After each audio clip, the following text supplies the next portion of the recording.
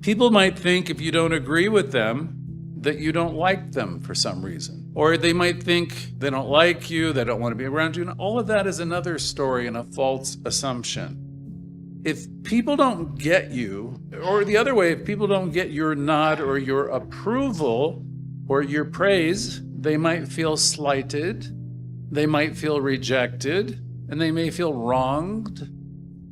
All of this is just silliness, but it's what people do. If you don't get the response you were hoping for, then you go on what my generation calls a trip. So I'll start tripping because someone didn't act the way I thought they should act, and then I'm all about the story of what they've done to me, and all of that is complete craziness. And yet people do it all the time. So this is maddening stuff if you let it be that way, and you're living that way, and you're operating that way. This is not a person coming from an affirmative place, living the affirmative life that we talk about so much.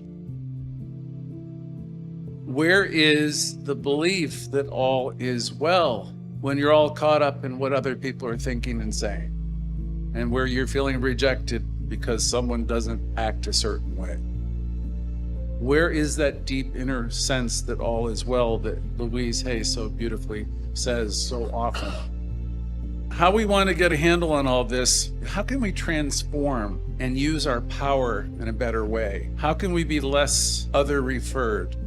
What you think of me is none of my business. How wonderful is that, really? What you think of me is none of my business. There is a whole life-changing lesson in that one sentence, if you really deeply think about it.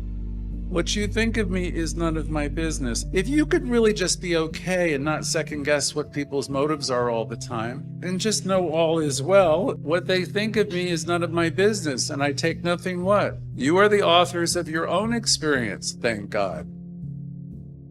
So we're here to create wonderful lives, and we can by living the affirmative life.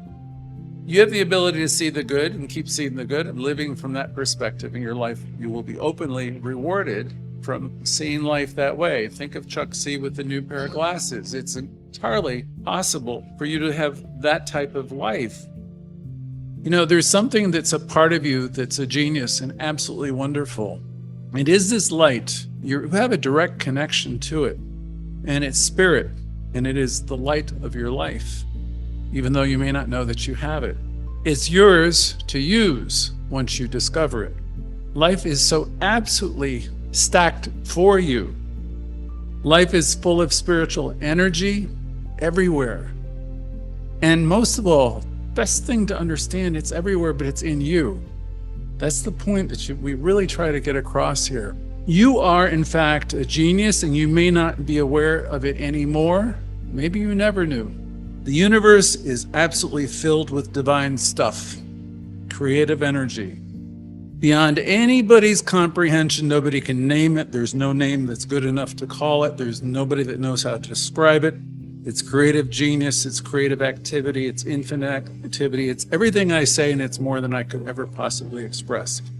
And it pertains to each of us. It's there, it's within us. We want to learn how to use it, learn how to have it work for us.